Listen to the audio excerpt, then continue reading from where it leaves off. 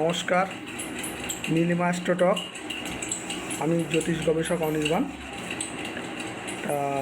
আমি একটা শনি রাহু সম্পর্কিত একটা আলোচনা দিয়েছিলাম।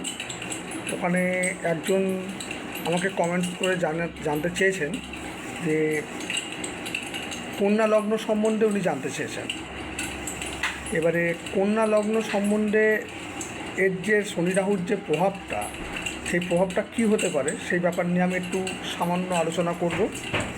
আলোচনাটা মিনস এটাই, কন্যা লগ্নের ক্ষেত্রে সপ্তম ভাব মীন রাশি এবং সপ্তম ভাবে বর্তমান এখন শনি এবং রাহু একই সঙ্গে যে সমস্যাটা তৈরি হয়েছে সেটা হচ্ছে পূর্ব ভাদ্রপদ নক্ষত্রে। এই পূর্ব ভাদ্রপদ নক্ষত্রে যখন এই ব্লাস্টটা হয়েছে, শনি রাহু থাকা মানে ধরুন দুখানা একটা ঘরে একটা দুখানা বাচ্চা খুব গণ্ডগোল করছে বা ঝামেলা করছে, তার যে প্রভাবটা তার আশপাশেও কিন্তু সেই প্রভাবটা থাকে। তখন সবাই তাকে শান্ত করার জন্য চেষ্টা করে।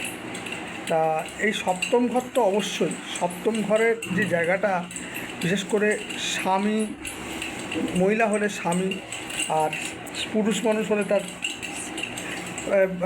মানুষ হলে তার পত্নী, এই বিষয়ে কোনো সমস্যা দেখা যাচ্ছে, শরীর স্বাস্থ্য বিষয়ক সমস্যা হতে পারে, বা তার কোনো মিসআন্ডারস্ট্যান্ডিং এরকম টাইপের কোনো প্রবলেম আসতে পারে, বা একটা জিনিস হতে পারে তৃতীয় ব্যক্তি দ্বারা কোনো পারিবারিক দাম্পত্য জীবনে অশান্তি বা পরিবারে কোনো ঝগড়া অশান্তিও হতে পারে।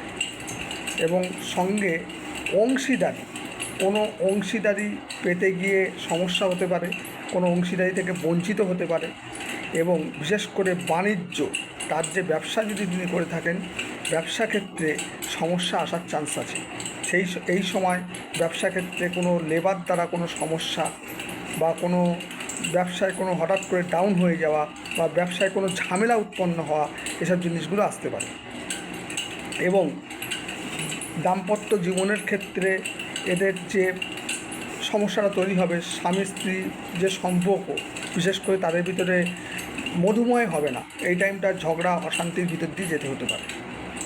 এবং বিশেষ করে সমস্যা একটা জিনিসও আছে, যেটা হচ্ছে তার ক্ষেত্রে কোনো অসুখ বিসুখও আসতে পারে। হঠাৎ করে কোনো অসুখ বিসুখ এরকম টাইপের সমস্যা হতে পারে। এবং মামার বাড়ির দিকে কোনো সমস্যাও আসতে পারে। মামার বাড়ির সমস্যা, মামার বাড়িতে কোনো সমস্যা হলো বা মামার বাড়িতে কোনো ঝামেলা হলো এরকম টাইপের, বা মামার বাড়ির কারণে কোনো সমস্যা হলো এরকম টাইপেরও আসতে পারে। এবং কোমর বিষয়ে সাবধান থাকতে হবে, কোমরে কোনো আঘাত লাগার চান্স আছে। আর আরেকটা জিনিস, ভাগ্য উন্নতির ক্ষেত্রে প্রচণ্ড পরিমাণে ব্যাঘাত ঘটবে। এই টাইমটা কন্যা লগ্নের ক্ষেত্রে ভাগ্য উন্নতির ক্ষেত্রে কোনো ক্ষেত্রে ব্যাঘাত ঘটবে।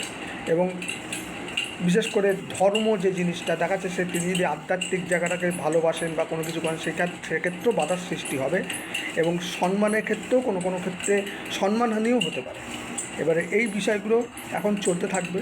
কিন্তু একটা কথা ঠিক, যে শনি রাহু যে যোগের যে ফলে যে প্রবলেমটা, এই প্রবলেমটা কাদের হবে, যারা শনি এবং রাহু এই অ্যাটাচমেন্টটার জন্য ভয় পাচ্ছেন, একটা জিনিস মনে রাখবেন, যে আপনাদের যদি স্যাটার্নের যে সমস্যাটা আর কি, বিশেষ করে স্যাটার্ন কিন্তু খুব অনেস্ট গ্রহ, এবং যারা সততা নিয়ে চলে, প্রচণ্ড পরিশ্রম করে, মানে দান করে, মানুষের প্রতি দান আছে, পশু পাখিকে তারা খুব ভালোবাসে, এই রকম টাইপের যারা মানুষ আছে, তাদের ক্ষেত্রে কিন্তু এতটা সমস্যা হবে না। তার কারণ হচ্ছে স্যাটার্নের আশীর্বাদ তাদের সঙ্গে থাকবে। যতই শনি রাহু অ্যাটাচমেন্ট হোক না কেন, তারা এই সমস্যা থেকে বেরিয়ে আসতে পারবে।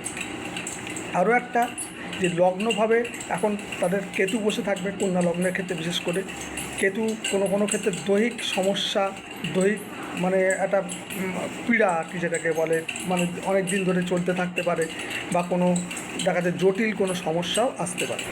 এই বিষয়গুলো আসার চান্স আছে এবং হওয়ার সম্ভাবনাটা কিছুটা লক্ষ্য করা যায়।